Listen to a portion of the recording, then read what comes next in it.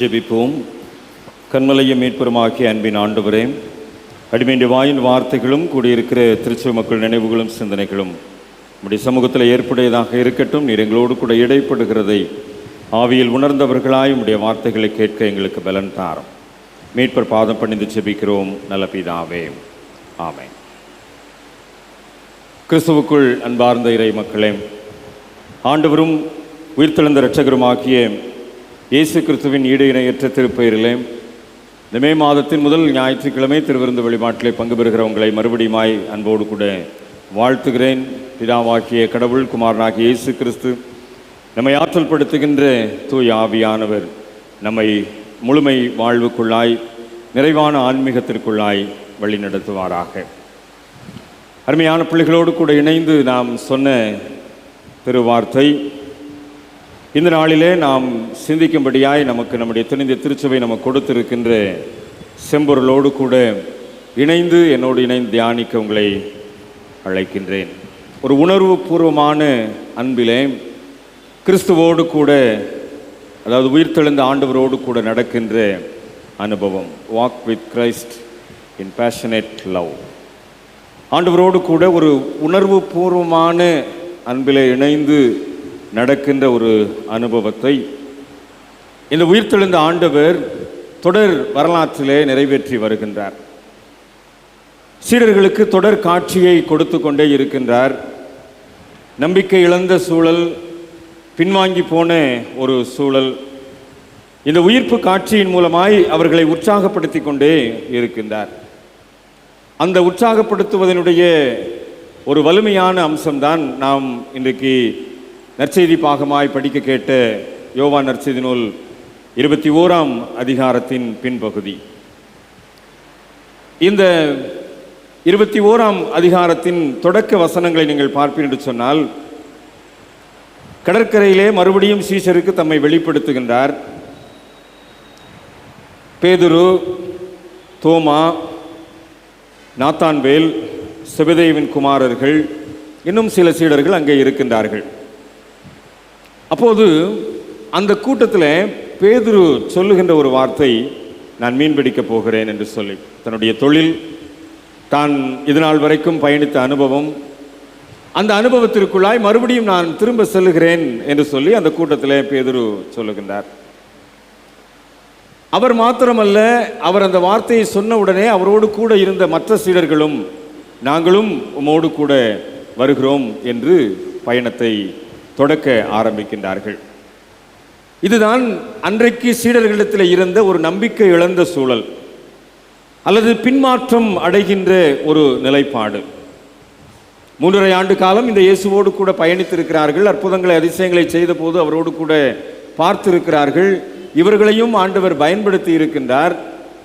ஆனால் இன்றைக்கு ஆண்டவர் அவர்களோடு மாம்சீகமாக இல்லை என்கின்ற சூழ்நிலையிலே உயிர்த்தெழுந்த ஆண்டவராய் பல காட்சிகளின் வழியாய் அவர்களோடு கூட உறவு கொண்டாலும் இவர்களிடத்திலே ஒரு பின்மாற்றம் அல்லது ஒரு நம்பிக்கை இழந்த சூழ்நிலை காணப்படுகின்றது. அந்த விளைவுதான் நான் மறுபடியும் மீன்பிடிக்கப் போகிறேன் என்ற வார்த்தையை வெளிப்படுத்துகிறது. இந்த உயிர்த்தெழுந்த ஆண்டவர் பேதுருவோடு கூட தொடர் நிகழ்விலே உரையாற்றுகின்றார். அந்த உரையாற்றுதலிலே அவருடைய அன்பின் உறுதிப்பாடு வெளிப்படுகின்றதை நாம் பார்க்கிறோம். ஏனென்றால் இந்த பேதுரு தான் தொடங்கி வைக்கிறார், நான் மீன்பிடிக்கப் போகிறேன் என்று சொல்லி. ஆக பேதுருவை ஆண்டவர் அந்த உறுதிப்படுத்துகின்ற அன்போடு கூட சந்தித்தது நிமித்தம் பேதுரு தன்னுடைய பின்மாற்றத்தை அல்லது நம்பிக்கை இழந்த சூழ்நிலையிலிருந்து வெளியே வருவதற்குரிய நிலைப்பாடுகளை நாம் அந்த தொடர் பகுதியிலே நாம் படிக்க கேட்கிறோம்.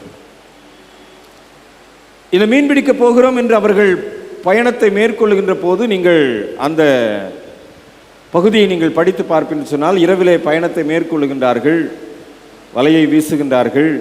ஆனால் அவர்களுக்கு ஒன்றும் கிடைக்கவில்லை.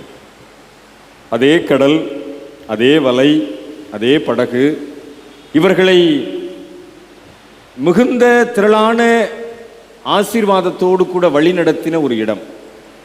ஆனால் அன்றைக்கு இரவு அவர்களுக்கு ஒன்றும் கிடைக்கவில்லை. அல்லது அன்றைக்கிரவு அவர்கள் வெறுமையாய் திரும்பினார்கள். அதான் அங்கே சொல்லப்பட்டிருக்கிறது, படவில் ஏறினார்கள், அந்த ராத்திரியிலே அவர்கள் ஒன்றும் பிடிக்கவில்லை. ஒருவேளை அந்த பகுதியை நீங்கள் தொடர்ந்து படித்து பார்ப்பீர்கள் என்று சொன்னால், அவர்கள் இரவு முழுதும் பட்ட பிரயாசங்கள், அதே கடலில் எத்தனையோ நாட்கள் மீன் பிடித்திருக்கிறார்கள், திரளான மீன்களோடு வந்து தங்களுடைய வாணிபத்தை நடத்தி இருக்கிறார்கள். அதே படவிலே சென்று மீன்களை அள்ளி கொண்டு வந்திருக்கின்றார்கள். அதே வலைதான் இவர்களுக்கு மீன் பிடிப்பதற்கு உதவி செய்தது. ஆனால் இன்றைக்கு அவர்களுக்கு எதுவும் கிடைக்கவில்லை. இன்றைக்கு அவர்கள் எதுவுமே பிடிக்கவில்லை. பின்மாற்றமான சூழ்நிலை, நம்பிக்கை இழந்த நிலைப்பாடு. பேதுருவை பொறுத்த வகையிலே இந்த பேதுருவை ஆண்டவர் பிரத்யேகப்படுத்தி இருந்தார். மிக முக்கியமான 3 சீடர்களிலே முதன்மையாய் இந்த பேதுருவை வைத்திருந்தார். ஆனால் இந்த பேதுருதான் உயிர்த்தெழுந்த ஆண்டவரை தரிசித்த பிற்பாடு பின்மாற்றத்தோடு கூட புறப்பட்டு செல்லுகின்ற ஒரு நிலைமை ஏற்படுத்தப்படுகின்றது. ஆனால் பின்மாற்றம் அடைந்த பேதுருவுக்கு கடல் என்ன செய்யல? எதுவுமே கொடுக்கல. அன்றைக்கு இரவு அவர்கள் வெறுமையாய் வாழ்ந்தார்கள், காரணம் பின்மாற்றம். அன்றைக்கு அவர்கள் ஒன்றுமே பிடிக்கவில்லை, காரணம் பின்மாற்றம். அன்றைக்கு அவர்களுக்கு எதுவுமே இல்லை, நம்பிக்கை இழந்த சூழ்நிலை. ஆனால் அதற்கு பிற்பாடு ஆண்டவர் அவர்களோடு கூட இடைப்படுகின்றார், போஜனம் பண்ணுகின்றார். இந்த நிகழ்வுக்கு பிற்பாடு பேதுருவை ஆண்டவர் தனித்து பரிசோதிக்கின்றார். ஆண்டவர் பேதுருவோடு கூட தனித்து இடைப்பட விரும்புகின்றார். அந்த இடைப்படுதலில் தான் அவர் ஒரு கேள்வியை எழுப்புகின்றதை நாம் பார்க்கிறோம். 21ஆம் அதிகாரத்தின் 15ஆம் வசனத்திலே, இவர்களிலும் அதிகமாய் நீ இடத்தில் அன்பாய் இருக்கிறாயா? அந்த இடத்துல பேதுருவேன்னு சொல்லல, சீமோனேன்னு சொல்றார். இந்த நற்செய்தி பகுதிகளில் ஆண்டவர் எங்கெல்லாம் சீமோனேன் பயன்படுத்தி இருக்கிறாரோ அந்த இடத்துலலாம் அவர் கொஞ்சம் கோபப்பட்ட ஒரு நிலைப்பாடு வெளிப்படும். பேதுருன்னு கூப்பிட்டுருப்பாரு, ஆனால் எங்கெல்லாம் சீமோனேன் பயன்படுத்துகிறாரோ அந்த சீமோனேன் பயன்படுத்துகிற இடத்துலலாம் கொஞ்சம் கோபப்பட்டிருப்பார். இந்த இடத்துல சீமோனேன்னு கூப்பிட்றாரு. சீமோனே, இவர்களிலும் அதிகமாய் அன்பாயிருக்கிறாயா? Do you love me? ஒரு கேள்வியை பேதுருவினிடத்திலே முன் வைக்கின்றார். இந்த பேதுருவினுடைய அழைப்பு, அதே கடற்கரையிலே வெறுமையாய் வலைகளை அலசி கொண்டிருந்த பேதுருவை, என்னை பின்பற்றி வா, நான் உன் மீது திருச்சபையை கட்டுவேன் என்று சொல்லி பேதுருவை ஒரு உறுதியிட்டு ஒரு உரமேற்கொண்டு பேதுருவை அழைத்த அழைப்பு. இதே யோவான் 1ஆம் அதிகாரத்தில் பேதுருடைய அழைப்பை நாம் பார்க்கின்றோம். ஆனால் அன்றைக்கு அழைத்த அழைப்புக்கு பாத்திரவானாய் இன்றைக்கு பேதுருவிடத்தில் எந்த ஒரு முகாந்திரம் இல்லை, பின்மாற்றத்தோடு நம்பிக்கை இழந்த சூழ்நிலையிலே. ஆகவேதான் ஆண்டவர் அந்த கேள்வி எழுப்புகின்றார், நீ இவர்களிலும் அதிகமாய் அன்பாய் இருக்கிறாயா? ஒரு நிலையற்ற வாழ்வு, கடற்கரை அல்லது கடல் வலை எந்த அளவிற்கு இவர்களை வாழ வைக்கும் என்கின்ற சூழ்நிலையெல்லாம் மறந்துவிட்டு மறுபடியும் திரும்பி செல்லுகின்ற பேதுருவை பார்த்து ஆண்டவர் கேட்கின்றார், நீ அன்பாய் இருக்கிறாயா? அன்றைக்கு பேதுருவினிடத்தில் கேட்கப்பட்ட அதே கேள்விதான் 2026ஆம் ஆண்டின் உயிர்த்தெழுந்த திருநாள் பண்டிகையை ஆசரித்து இன்றைக்கு 4வது ஞாயிற்றுக்கிழமையில் அவருடைய வார்த்தையை கேட்டுக்கொண்டிருக்கிற உங்களையும் என்னையும் பார்த்து ஆண்டவர் கேட்கின்றார், இவர்களிலும் நீ அதிகமாய் அன்பாய் இருக்கிறாயா? இந்த பட்டணத்தில் உள்ளவர்களை காட்டிலும் நீ, அந்த பர்டிகுலரைஸ் பண்ணி பேதுருவிடத்தில் பேசுறார். நீ ஒரு பர்சனல் டச்சிங், ஒரு தனிப்பட்ட ஆழ்தத்துவத்தை உணர்த்துகின்ற வகையிலே நீ அன்பாய் இருக்கிறாயா? இந்த கேள்வி இன்றைக்கு நம்மை பார்த்து எழுப்பப்படுகின்ற ஒரு கேள்வி. நம்மை பார்த்து இந்த கேள்வி இன்றைக்கு எழுப்பப்படுகிறது என்று சொன்னால் இன்றைக்கு நாம் என்ன பதில் சொல்ல போகின்றோம்? பேதுரு உடனே சொல்றாரு, ஆம் ஆண்டவரே, உம்மை நேசிக்கிறேன் என்பதை நீர் அறிவீர்னு சொல்லி. இந்த பகுதியில் 3 முறை இந்த கேள்வியானது திரும்ப திரும்ப வருகிறது. திரும்ப திரும்ப இந்த பேதுருவிடத்தில் இந்த கேள்வியை கேட்டு உறுதிப்படுத்துகின்ற ஒரு சூழ்நிலை. ஆண்டவரை பொறுத்தளவில் குற்றச்சாட்டுகளை முன்வைப்பவர் அல்ல, அவர் தன்னுடைய கனிவு நிறைந்த அல்லது உணர்வுபூர்வமான அன்பின் மூலமாக நம்மை தொடுகின்றவர். அதுதான் இந்த இடத்துல நிறைவேறு. குறிப்பாக யோவான் நற்செய்தி நூல் ஆசிரியர் இதை அதிகமாக வெளிக்காட்டி இருக்கின்றதை பார்க்க முடியும். யோவான் 8ஆம் அதிகாரத்தில் ஒரு பெண்ணுடைய வரலாறு சொல்லப்பட்டிருக்குது. அந்த பெண்ணுடைய வரலாற்றில் நீங்கள் பார்த்தீங்க அப்படின்னா, அவளை ஒரு பாவியாக அடையாளப்படுத்தி அவளை என்ன செய்கிறாங்க, அவளை குற்றம் சுமத்துகின்றார்கள். ஆனால் இயேசு குனிந்து விரலில் எழுதிக்கிட்டே இருக்கிறார். அவங்க கல்லை எடுத்துட்டு ரெடியாக நிற்கிறாங்க. இந்த பெண் இந்த சமுதாயத்திற்கு தேவையற்றவள், இவளை குற்றப்படுத்தி இருக்கிறோம், இவள் இந்த சமுதாயத்தை விட்டு புறக்கணிக்கப்பட வேண்டும் என்று சொல்லி அவர்கள் கல் எடுக்கின்றார்கள். ஆனால் தரையிலே குனிந்து எழுதி கொண்டிருந்த இயேசு, உங்களில் பாவம் இல்லாதவன் இவள் மேல் முதலாவது கல்லறிய கடவன் என்று சொல்லிவிட்டு மறுபடியும் எழுதிட்டு நிமிர்ந்து பார்க்குறாரு. ஒருத்தனுமே இல்லை. ஆண்டவர் அந்த பெண்ணிடத்தில் சொல்லுகிறார், நீ போ, இனி பாவம் செய்யாது. அதில் தெளிவாக சொல்கிறார் பாருங்க, நானும் உன்னை ஆக்கினைக்குள்ளாக தீர்ப்பதில்லை. நானும் உன்னை குற்றம் சொல்லலை. நீ ஒரு காலகட்டத்திலே ஒரு சூழ்நிலையிலே இந்த தவறை செய்து விட்டாய், உண்மை. மோசேயினுடைய நியாயப்பிரமாணத்தின்படி நீ கொலை செய்யப்பட வேண்டும், உண்மை. அவர்கள் இந்த கொலைக்கு பாத்திரமான உன்னை கொண்டு கல்லறிந்து கொல்வதற்கு நிற்கின்றார்கள், உண்மை. ஆனால் நான் உன்னை என்ன செய்யலை, குற்றம் சாட்டலை. நீ இனிமே போய் புது வாழ்க்கைக்குள்ள பிரவேசி. ஆண்டவர் என்றைக்குமே நம்முடைய கடந்த கால வாழ்வை பார்த்து குற்றம் சுமத்துபவர் அல்ல, புது வாழ்வை நமக்கென்று முன்வைக்கின்றவர் என்பதை இந்த யோவான் நற்செய்தி நூல் ஆசிரியர் காட்டுகிறார். அதே போல யோவான் 9ஆம் அதிகாரத்தில் ஒரு பகுதி இருக்கு. பிறவியிலேயே பார்வை இல்லாத ஒரு மனிதன். அந்த மனிதன் அங்கே பார்வை இல்லாமல் இருக்கும்போது அங்கே வருகின்ற சலசலப்பு என்னவென்று சொன்னால், அவருடைய சீஷர்கள் சொல்லுகிறார்கள் 9ஆம் அதிகாரத்தில் 2ஆம் வசனத்திலே, இவன் குருடனாய் பிறந்தது இவன் செய்த பாவமா, இவன் பெற்றவர்கள் செய்த பாவமா என்று கேட்கிறார்கள். இப்போ ஆண்டவர் தெளிவாக சொல்றாரு, அந்த பாவம் இந்த பாவம் சொல்லி நான் எந்த பாவத்தையுமே குறிப்பிடலை. இவன் பாவி, இவனுடைய பெற்றோர் பாவி என்று சொல்லி நான் அடையாளப்படுத்தவில்லை. ஆண்டவருடைய கிரியை வெளிப்பட வேண்டும், அதற்காகத்தான் இப்படிப்பட்ட ஒரு பிறப்பை கடவுள் அனுமதித்திருக்கிறார் என்று சொல்லி அவர்களுடைய பாவத்தை மிகைப்படுத்தாமல் ஒரு புது வாழ்வை அந்த இடத்திலே ஆண்டவர் மிகைப்படுத்துகின்றார். ஆக கடந்த கால வாழ்விலே இவன் இப்படி பார்வை இல்லாதவனாய் பிறந்தது இவன் தாயின் வயிற்றிலே செய்த பாவமா, அல்லது இவனை சுமந்த தாய் தகப்பன் செய்த பாவமா? இது அன்றைக்கு அங்கே எழுப்பப்படுகின்ற கேள்வி. ஆனால் ஆண்டவர் இப்படிப்பட்ட குற்றத்தை சுமத்தவில்லை. இவனுக்கு ஒரு புது வாழ்வை நான் வைத்திருக்கிறேன் என்று சொல்லி அவனுக்கு பார்வை கொடுக்கின்ற ஒரு நிலைமையை சீலோவாம் குளத்தின் மூலமாக ஏற்படுத்துகின்றார். ஆக ஆண்டவர் இயேசு கிறிஸ்துவை பொறுத்த வகையிலே குற்றம் சாட்டுபவர் அல்ல. அவருடைய கருணை, the passionate love, அவருடைய அந்த உணர்வு பூர்வமான கருணை நிறைந்த அன்பு அந்த கேள்வியை பேதுருவினிடத்திலே எழுப்புகின்றது. இந்த 3 முறை இந்த கேள்வி எழுப்பின உடனே நம்மில் அநேகர் சில விளக்கம் கொடுப்போம். அவர் மறுதளித்தது 3 முறை, அவர் இயேசுவை தெரியாது என்று மறுதளித்தது 3 முறை மறுதளித்தாரு, அதனால 3 முறை என்னை நேசிக்கிறாயா நேசிக்கிறாயா நேசிக்கிறாயான்னு சொல்லி ஆண்டவர் கேள்வி எழுப்புகிறார் என்று சொல்லி நினைப்போம். ஆனால் நம்முடைய ஆசிய பிராந்தியங்களிலே, ஆசிய கண்டத்தினுடைய ஒரு பழக்கம் என்னவென்று சொன்னால், 3 முறை கேட்பது அல்லது 3 முறை சொல்லுவது என்பது உறுதிப்படுத்துதலின் அடையாளம். நம்மளும் ஆசிய கண்டத்தில் உள்ளவங்க தான். இந்த 3 முறை என்பது உறுதிப்படுத்துதலின் அடையாளம். ஆகவேதான் ஆண்டவர் அந்த பின்புலத்திலே இந்த கேள்வியை 3 முறை எழுப்புகின்றார். இந்த 3 முறை எழுப்புகின்ற ஒரு நிலை என்பது கடந்த காலத்தை ஆண்டவர் மணந்து நிகழ்காலத்திலே ஒரு புது வாழ்வை கொடுக்கின்ற அச்சாரமாய் அது வெளிப்படுகின்றது.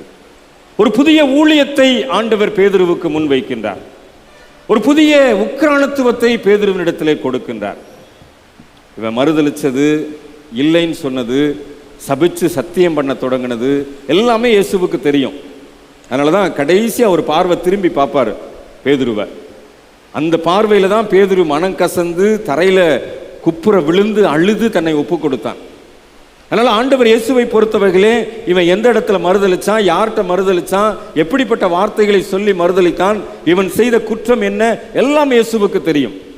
ஆனால் இயேசுவை பொறுத்த வகையிலே அந்த குற்றத்தை அவர் பெரிதுபடுத்தவில்லை. அந்த குற்றத்தை பிரதானப்படுத்தி பேதுருவை ஓரம் கட்டவில்லை. அந்த குற்றத்தை முன்வைத்து பேதுருவினிடத்திலே நீ லாயக்கு இல்லாதவன், தகுதி இல்லாதவன் சொல்லி அவனை ஒதுக்கலைங்க. யோவான் நற்செய்தி நூல் ஆசிரியர் சொல்வதைப் போல யோவான் 8ஆம் அதிகாரத்திலே அந்த பாவம் செய்த பெண்ணாக இருந்தாலும் சரி, 9ஆம் அதிகாரத்தில் இந்த பிறவி குருடனாக இருந்தாலும் சரி, 21ஆம் அதிகாரத்தில் இந்த பேதுருவாக இருந்தாலும் சரி, கடந்த காலத்தின் குற்றத்தை அவர் திரும்பி பார்த்து கணக்கு கேட்பவர் அல்ல.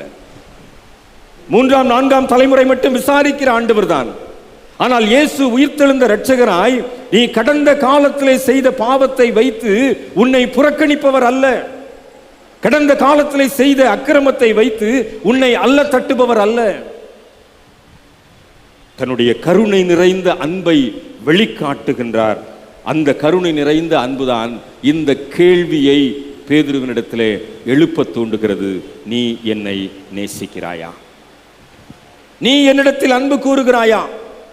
அந்த அன்பின் பரிமாற்றம் உன்னிடத்தில் இருந்து வெளிப்படுகிறதா என்று சொல்லி ஆண்டவர் அந்த பேதுருவினிடத்திலே கேள்வி எழுப்பி அதை புரிந்து கொள்ள, இது ஒரு விதமான உறுதிப்படுத்துகின்ற அன்பு, அஃபர்மேட்டிவ் லவ். ஒரு உறுதிப்படுத்துகின்ற நிலைமையிலே ஆண்டவர் அந்த பேதுருவிடத்திலே இந்த கேள்வியை எழுப்புகின்றார். பொருளை ஆண்டவர் இன்றைக்கு நம்மிடத்தில் இந்த கேள்வியை எழுப்புகின்றவர் என்று சொன்னால் நாம் என்ன பதில் சொல்ல போகிறோம்?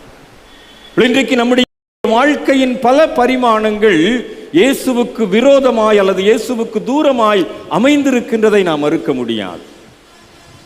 இந்த பாவ அறிக்கையில் அதைத்தான் நம்ம அறிக்கை செய்கிறோம். செய்யத்தக்கவைகளை செய்யாமல் செய்யத்தகாதவைகளை செய்து கொண்டிருக்கிறோம். ஆக செய்யத்தகாத ஒரு வாழ்க்கை தான் இன்றைக்கு நம்மிடத்தில் வெளிப்பட்டு கொண்டிருக்கின்றது. ஆனால் ஆண்டவர் அந்த செய்யத்தகாத வாழ்வு வாழ்ந்து கொண்டிருக்கின்ற நம்மை குற்றம் சுமத்துபவராக, குற்றவாளியாய் நிரூபிக்கின்றவராக அல்ல, அவர் நம்மை எப்படியாவது குணப்படுத்த வேண்டும் என்று விரும்புகின்றார். Not blaming. அவர் அந்த பிளேம் பண்றதுக்கு அவர் அங்கே முன் வரவே இல்லை. அப்படின்னு சொன்னால் அந்த பெண்ணை தரையில் கை வச்சு எழுதிக்கிட்டு இருக்கும்போது எவனோ என்னமோ எரிஞ்சிட்டு போங்கன்னு சொல்லிட்டு அவர் போயிருக்கலாம். அந்த இடத்துல மோசையின் நியாயப்பிரமாணத்தின்படி அந்த பெண் கொலை செய்யப்பட்டிருக்கலாம். ஆனால் ஆண்டவர் அந்த பெண்ணுடைய குற்றத்தை அந்த இடத்துல உறுதிப்படுத்தவில்லை. அந்த குற்றத்திலிருந்து ஒரு மன்னிப்பின் உறுதிப்பாட்டை கொடுக்கின்றார். நீ போ, இனி பாவம் செய்ய. இது நாள் வரைக்கும் தப்பாக வாழ்ந்துட்ட, இது நாள் வரைக்கும் குற்றவாளியாக இருந்துட்ட, இனிமே பாவம் செய்ய. இது நாள் வரைக்கும் நீ என்னை மறுதளித்தது உண்மைதான். பேதுருவே, நீ என்னை தெரியாது என்று சபித்து சத்தியம் பண்ண தொடங்கினது உண்மைதான். இப்போ நீ சொல்லு, அன்பா இருக்கிறாயா? இப்போ நீ சொல்லு, உண்மையான அன்பு உன்னிடத்திலே வெளிப்படுகின்றதா? It's a kind of social healing. இது ஒரு சமுதாயத்தை குணமாக்கும் முயற்சி என்ற பார்வையில் தான் இதை நாம் பார்க்க முடிகின்றது. ஆண்டவர் அப்படி குற்றப்படுத்தி விட்டார் என்று சொன்னால் இன்றைக்கு நாம் எல்லாருமே குற்றவாளிகள் தான், எல்லாருமே குற்றவாளிகள் தான். ஆனால் அப்படி ஆண்டவர் நம்மை குற்றப்படுத்த விரும்பவில்லை, நம்மை குணப்படுத்த விரும்புகிறார். நாம் குற்றம் செய்தது உண்மை, பாவம் செய்தது உண்மை, அக்கிரமம் செய்தது உண்மை. ஆனால் நாம் குணமாக வேண்டும் என்பதுதான் அவருடைய கருணையின் வெளிப்பாடாக அங்கே அமைகின்றது. ஆக அந்த ஒரு சமுதாய ரீதியான கண்ணோட்டத்தோடு கூட ஆண்டவர் இந்த கேள்வி எழுப்புகிறார். ஏன்னா இந்த கேள்வியை எழுப்பிட்டு ஆண்டவர் அவனை பேதுருவை சும்மா விடலைங்க, அவனிடத்துல தான் ஆதி திருச்சபையை ஒப்படைக்கின்றார். ஆதி திருச்சபை இந்த பேதுருவினுடைய கரத்திலே ஒப்பு கொடுக்கப்பட்டது. அந்த ஒப்படைத்தின் அடையாளம் தான் அந்த கேள்விக்கு அப்புறம் ஆண்டவர் சொல்லுகின்ற விஷயம். அன்பாயிருக்கிறாயான்னு கேட்டுட்டு அவன் பதில் சொன்னதுக்கு பிற்பாடு ஆண்டவர் அவனிடத்துல சொல்றார், என் ஆட்டுக்குட்டிகளை மேய்ப்பாயாக. இரண்டாம் தரமும் அந்த கேள்வி எழுப்பப்படுகிறது. அவன் மறுபடியும் சொல்றான், ஆண்டவரே உம்மை நேசிக்கிறேன். மறுபடியும் ஆண்டவர் சொல்லுகிறார், என் ஆடுகளை மேய்ப்பாயாக. மூன்றாம் தரம் அவர் அவனை நோக்கி, யோனாவின் குமாரனாகிய சீமோனே. மூன்றாம் தரமும் அவர் கேட்ட உடனே அவனுக்கு இப்பதான் துக்கம் தொண்டையை அடைக்குது. ஆண்டவர் இப்படி திரும்ப திரும்ப கேட்குறீங்களே. நீங்க நினைச்சு பாருங்க, ஆதி திருச்சபையில் பேதுருவினுடைய பிரசங்கம், அன்றைக்கு ஒரு பிரசங்கத்தில் 3000 பேர் ரட்சிக்கப்பட்டார்கள் என்று சொன்னால், அன்றைக்கு இந்த கேள்வியினால் அன்றைக்கு பேதுரு பாதிக்கப்பட்டதான். அந்த கேள்வி அவனை பாதிச்சுச்சு. இவ்வளவு தூரம் இந்த இயேசுவை தெரியாது என்று சொல்லி சபித்து சத்தியம் பண்ணி இருக்கிறேன், ஆனால் இந்த ஆண்டவர் இடத்தில் கேட்கிறார், நீ என்னிடத்தில் அன்பா இருக்கிறாயா? நான் பதில் சொன்னாலும் அவர் என்னை திரும்ப விடல. ஆடுகளை மேய், ஆட்டுக்குட்டிகளை மேய் என்று சொல்லி என்னிடத்தில் ஒரு புதிய உக்கிரானத்துவத்தை கொடுக்கிறாரே என்று சொல்லி, அவனால அன்றைக்கு 3000 பேர் அன்றைக்கு திருச்சபையின் மந்தையிலே சேர்த்து கொள்ளப்பட்டார்கள் என்று சொன்னால், இந்த கேள்வியினுடைய பாதிப்பு, இந்த உளநல பாதிப்பு தான் எப்படியாவது ஆண்டவருக்கென்று ஒரு திருச்சபையை கட்டி எழுப்ப வேண்டும் என்கின்ற ஒரு நிலைப்பாட்டை பேதுருவுக்கு கொடுத்தது. அந்த நிலைமையில்தான் அந்த ஆதி அப்போஸ்தல பணியை பேதுரு சிரமேற்கொண்டு செய்தார். அதனால தாங்க பேதுரு நடந்து போன போது அவனுடைய நிழல் பட்டு அநேகர் சுகம் அடைந்தார்கள். பேதுருவை அப்படித்தான் ஆண்டவர் பயன்படுத்துகின்றார். ஏன்னா அவன் தன்னுடைய ஒப்படைப்பிலே தான் ஒரு குற்றவாளி, ஆனால் இந்த குற்றத்தை ஆண்டவர் கண்டுகொள்ளாமல் தன்னுடைய ஒப்படைப்பை உறுதியாயிருக்கும்படி அவனை பலப்படுத்தினாரே. இப்ப நான் ஊழியம் செய்கிறேன், இப்ப நான் வைராக்கியமா ஊழியம் செய்கிறேன், இப்ப நான் பக்தி வைராக்கியத்தோடு இந்த பணியை செய்கிறேன்னு சொல்லி அந்த பணியை செய்ய தொடங்கின போதுதான் ஆண்டவர் அவனை பயன்படுத்த ஆரம்பித்தார். இந்த பேதுருவும் யோவானும் தேவாலயத்துக்கு போகும்போது வாசல்ல யார் உட்கார்ந்திருந்தது? பிறவியிலேயே கால்களை இழந்து போன அல்லது முடமாகி போன ஒரு மனிதன். பேதுரு சொன்னாரு, என்னிடத்தில் வெள்ளியும் பொன்னும் கிடையாது, ஆனால் என்னிடத்தில் இருக்கிறதை உனக்கு தருகிறேன் என்று சொல்லி அந்த இயேசுவின் நாமத்தை சொன்ன போது அவனுடைய கால்களும் கரடுகளும் பலன் கொண்டது உண்மை என்று சொன்னால், அவன் துள்ளி குதித்து ஆலயத்திற்குள்ளாய் அவன் ஆராதிக்க சென்றது உண்மை என்று சொன்னால், அந்த கேள்வியினால் அவன் பாதிக்கப்பட்ட அந்த பாதிப்பு, இவ்வளவு குற்றம் செஞ்சிருக்கிறேன், இவ்வளவு தப்பு பண்ணியிருக்கிறேன், ஆனால் என்னிடத்திலே ஆண்டவர் இந்த பொறுப்பை கொடுக்கிறாரே, என்னிடத்தில் இந்த உக்கிரானத்துவத்தை கொடுத்திருக்கிறாரே. அவன் ஒரு திசையை நோக்கி பயணிக்க ஆரம்பிச்சிட்டான்.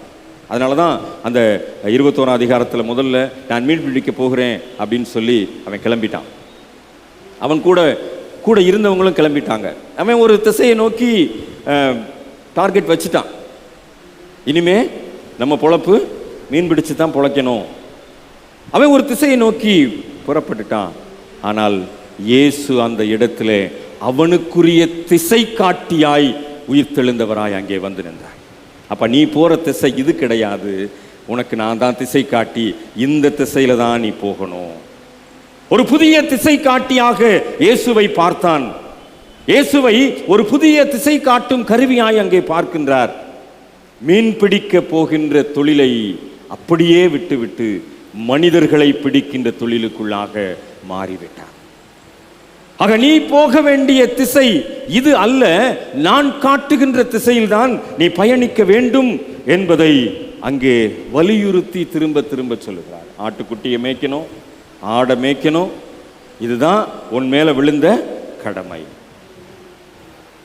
அப்போ அந்த பேதுருவினிடத்தில் காணப்பட்ட அந்த உளநில பாதிப்பைத்தான் நான் இந்த இடத்துல குறிப்பிட விரும்புகின்றேன்.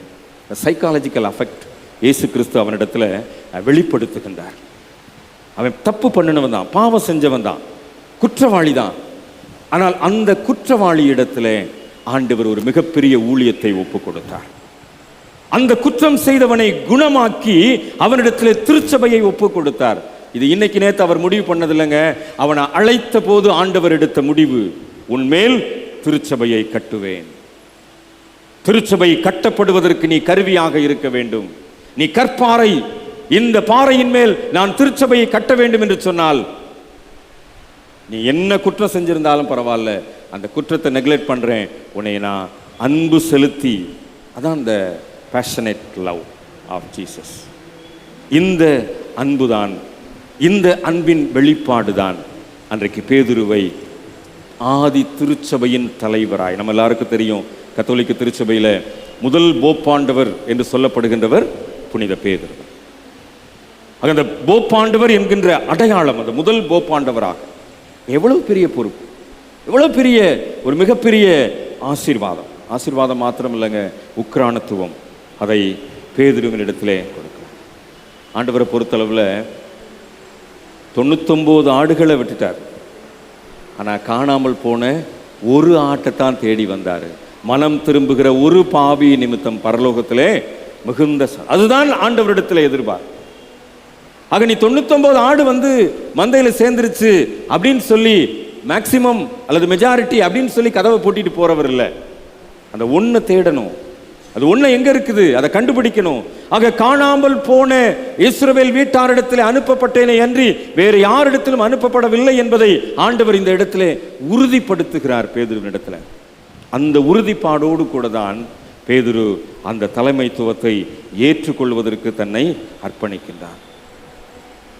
இந்த பேதுருவினுடைய அர்ப்பணிப்பு தான் 18ஆம் வசனத்திலே சொல்லப்பட்டிருக்கிறது.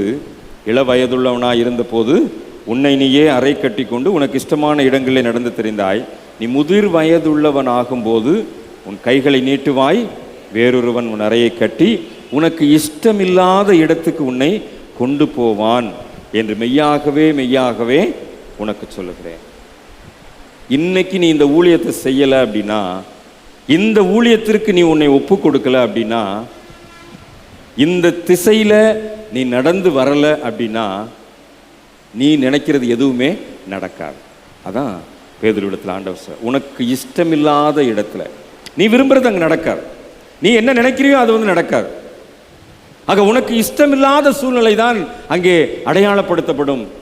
அதனால இன்னைக்கு நீ உன்னை சரிப்படுத்திக்கொள். ஆக இந்த கேள்வி, நீ என்னிடத்தில் அன்பாய் இருக்கிறாயா என்ற இந்த கருணை நிறைந்த கேள்வி பேதுருவினுடைய ஒரு மிகப்பெரிய தலைமைத்துவத்திற்கு அடித்தளமாய் திசை காட்டியாய் அமைந்தது என்று சொன்னால் மிகையாகாது. இன்னைக்கு பலிபீடத்தில் இந்த உயிர்த்தெழுந்த ஆண்டவருடைய சரீரத்தையும் ரத்தத்தையும் பெற்றுக்கொள்ள போகிறோம். உள்ள அந்த இடத்துல முழங்கால் படியிடுகின்ற போது, இந்த அப்பம் உங்களுடைய கையில் வைக்கப்படுகின்ற போது ஆண்டவர் கேட்குற கேள்வி தாங்க, நீ என்னிடத்தில் அன்பாயிருக்கிறாயா? ஒருவேளை அந்த கேள்வியை காதில் வாங்கியும் வாங்காமலும் போகலாம், காதில் வாங்கியும் வாங்காமலும் போகலாம். ஆனால் அந்த கேள்விக்கு பதில் சொல்ல நம்மிடத்தில் திராணி உள்ளதா என்பதை உணர்ந்து அவருடைய சரீரத்தையும் இரத்தத்தையும் பெற்றுக்கொள்ள பலிபீடத்திற்கு வரும். இந்த பலிபீடம் தான் நமக்கு நம்முடைய ஒப்படைப்பை உறுதிப்படுத்துகின்ற இடம். நம்ம பெரிய கில்லாடியாக இருக்கலாம், பெரிய ஜாம்பவானாக இருக்கலாம், பெரிய உயர் அதிகாரத்தில் இருக்கலாம், மிகுந்த செல்வ பெருக்கோடு கூட இருக்கலாம். நான் சொன்னால் அப்படி இப்படி அப்படின்னு சொல்லி இங்கே நூற்றுவர் தலைவன் சொன்னதை போல பெரிய ஒரு அதிகாரம், ஆளுமை, செல்வம், ஆள்பலம் எல்லாம் இருக்கலாம். ஆனால் இந்த பலிபீடத்தில் நான் என்னை உணர்ந்து கொள்ளுகின்ற வகையில், நான் குற்றவாளி என்று உணர்ந்து கொள்ளுகின்ற இடம்தான் இந்த பலிபீடம். நான் இப்படிப்பட்ட நிலைமையிலே இந்த உலகத்தில் வாழ்ந்தாலும் சரி, நான் குற்றவாளின்னு சொல்லி உணர்த்துகின்ற ஒரே இடம் இந்த பலிபீடம் தான். அந்த பலிபீடத்தில் முழங்கால் படி இடுகின்ற போது, அந்த சரீரத்தை பெற்றுக்கொள்ளுகின்ற போது, அந்த சரீரம் உங்களிடத்தில் பேசும், நீ என்னிடத்தில் அன்பாயிருக்கிறாயா? நம்ம என்ன பதில் சொல்ல போகிறோம்? என்ன பதில் சொல்ல போகிறோம்? ஆண்டவரே, நான் உன்னிடத்தில் அன்பாக இருக்கிறேன்னு சொல்லி பேதுரு பதில் சொன்னா, திரும்ப திரும்ப அந்த பதிலை 3 முறை சொல்லி ஒப்படைத்தான். ஒரு மிகப்பெரிய திருச்சபையின் ஊழியத்தை ஆண்டவர் அவனுடைய கரத்திலே கொடுத்தார். ஒரு மிகப்பெரிய உக்கிரானத்துவத்தை அவனால் நிறைவேற்ற முடிந்தது. பேதுருவை நீரோ மன்னன் காலத்தில் சிலுவையில் அடிப்பதற்கு ஒப்பு கொடுக்க அவனை கூட்டிகிட்டு போகிறாங்க. அப்போ அவன் பயந்து ஓடுனான். ஒரு மரபு வழி செய்தி, பேதுரு இரத்த சாட்சியாக மரிப்பதற்கு பயந்து ஓடுகின்றார். அப்போ ஆண்டவர் அவனிடத்துல எதிர்பட்டதாகவும் அந்த இடத்துல பேதுருவின் இடத்துல கேட்கிறார், நீ அன்னைக்கு அன்பா இருக்கிறேன்னு சொன்னில, இன்னைக்கு நீ சாவுக்கு பயந்துட்டு ஓடுற? அந்த இடத்துல பேதுரு தன்னை ஒப்பு கொடுத்து நீரோ மன்னன் இடத்துல மறுபடியும் திரும்ப வந்து தன்னை இரத்த சாட்சியாய் மரிக்க ஒப்பு கொடுத்தான்னு சொல்லி ஒரு மரபு வழி செய்தி உண்டு. அப்பதான் பேதுருவை சிலுவையில் அடிக்க கொண்டு போகும்போது இந்த என்னிடத்தில் அன்பா இருக்கிறாயான்னு கேட்ட ஆண்டவரை சிலுவையில் நேரம் அரைஞ்சாங்க. ஆனால் அதுக்கு எனக்கு தகுதி இல்லை, தலைகீழா என்னைய சிலுவையில் அடிங்கன்னு சொல்லி தலை கீழாக இருக்கும்படி சிலுவையிலே அடித்து மரித்து இரத்த சாட்சியாய் தன்னுடைய மரணத்தை ஒப்பு கொடுத்தான். இந்த பேதுருவினுடைய மரணம் நமக்கு ஒரு மிக மிக முக்கியமான சவால். இந்த பேதுருவினுடைய மரணத்தில் நாம் பெற்றுக்கொள்ளுகின்ற ஒரு சவால். அன்றைக்கு அநேக யூதர்களை கிறிஸ்துவனுடைய அன்பிற்குள்ளாய் கொண்டு வந்த மிகப்பெரிய பொறுப்பு அன்றைக்கு பேதுருவினிடத்தில் இருந்தது. பேதுருவினுடைய ஊழியத்தில் அன்றைக்கு மிகப்பெரிய உக்ரானத்துவம் காணப்பட்டது. பேதுருவினுடைய மடல்களை நீங்கள் 1 பேதுரு 2 பேதுரு நீங்கள் படித்து பார்த்தீங்கன்னா தெரியும் எந்த அளவிற்கு அந்த பாதிப்போடு கூட திருச்சபைக்கு கடிதம் எழுதினார் என்பதை நாம் புரிந்து கொள்ள முடியும். அந்த பேதுரு தான் ஒரு வசனத்தை சொல்றாரு, தாமதிக்கிறார் என்று சிலர் எண்ணுகிறபடி அவர் தமது வாக்குத்தத்தத்தை குறித்து தாமதமாயிராமல் எல்லாரும் மனம் திரும்ப வேண்டும் என்று நம்மேல் நீடிய பொறுமையுள்ளவராயிருக்கிறார். ஆண்டவர் நம்மிடத்தில் இந்த பலிபீடத்துக்கு வரும்போது கேட்கிற கேள்வி, நீ என்னிடத்தில் அன்பாயிருக்கிறாயா? நம்ம பதில் சொல்ற வரைக்கும் அவருடைய பொறுமை நம்மை ஆளுகை செய்கிறது. நம்ம என்ன பதில் சொல்ல போகிறோம்? ஆண்டவர் காத்திருக்கிறார். ஆண்டவர் காத்திருக்கிறார். நம்ம என்ன பதில் சொல்ல போகிறோம்? இன்றைக்கு அந்த கேள்வியோடு கூட இந்த பலிபீடத்தில் முழங்கால் படியிடுங்கள். அவருடைய கேள்விக்கு பதில் சொல்லுங்கள். அவருடைய கேள்விக்குரிய பதிலை தயாரித்து ஆண்டவருடைய சமூகத்தில் ஒப்புக்கொடுங்கள். மிகப்பெரிய திருச்சபையின் ஊழியம் நம்மிடத்தில் உண்டு. மிகப்பெரிய திருச்சபையினுடைய ஆளுகை நம்மிடத்தில் உண்டு. ஒரு திருச்சபையின் எல்லைகள் விரிவாக்கப்படுகின்ற சூழ்நிலை ஆண்டவர் நமக்கென்று ஒரு பெரிய உக்ரானத்துவத்தை கொடுத்திருக்கின்றார். இதை நிறைவேற்றுகின்ற திருச்சபையாய் அன்றைக்கு பேதுரு தன்னை ஒப்பு கொடுத்ததை போல இன்றைக்கு நீங்களும் நானும் ஒப்பு கொடுப்போம் என்று சொன்னால் இந்த பலிபீடத்திலே நாம் பெற்றுக்கொள்ளுகின்ற ஆண்டவருடைய சரீரமும் இரத்தமும் நம்மை உண்மையுள்ள உக்ரானத்துவர்களாய் மாற்றும் என்பதிலே சந்தேகமில்லை. ஏனென்றால் நம்முடைய குற்றத்தை வைத்து ஆண்டவர் நம்மை மதிப்பிடவில்லை, நம்மை குணமாக்க வேண்டும் என்பதற்காக ஆண்டவர் இந்த பலிபீடத்தை நமக்கு கொடுத்திருக்கிறார். அந்த பலிபீடத்துக்கு வருகின்ற போது ஆண்டவரே என்னை குணமாக்கும், ஆண்டவரே என்னை குணமாக்கும். அந்த நம்பிக்கையோடு கூட பலிபீடத்தில் முழங்கால் படியிடுவோம். அந்த நம்பிக்கையோடு கூட ஆண்டவருடைய சரீரத்தையும் இரத்தத்தையும் பெற்றுக்கொள்வோம். ஒரு புதிய வாழ்க்கையை, ஒரு புதிய எதிர்காலத்தை, ஒரு புதிய ஆசீர்வாதத்தை ஆண்டவர் நமக்கு கிருபையாக வைத்திருக்கின்றதை புரிந்து கொண்டவர்களாய் நம்முடைய விசுவாச பயணத்தை தொடருவோம். ஆண்டவர் தாமே நம்மை ஆளுகை செய்து வழி நடத்துவாராக. தலைகளை தாழ்த்தி ஜெபம் செய்வோம். கிருபையும் இரக்கம் நிறைந்த நல்ல ஆண்டவரே, இன்றைக்கு நாங்கள் காதால் கேட்ட சத்தியங்களை எங்களுடைய மனதில் நிறுத்திக்கொள்ள எங்களுக்கு அருள் தாரும். பேதுருவை பார்த்து திரும்ப திரும்ப நீர் எழுப்பின கேள்வி இன்றைக்கும் எங்களை பார்த்து எழுப்பப்பட்ட கேள்வியாகவே நாங்கள் புரிந்து கொள்கிறோம் சுவாமி. நாங்கள் உம்மிடத்தில் உண்மையே அன்பாக இருக்கிறோமான்னு சொல்லி நாங்கள் எங்களை உய்த்து ஆராய்ந்து சோதித்தறிந்து இந்த பலிபீடத்தில் வந்து முழங்கால் படியிட உதவி செய்.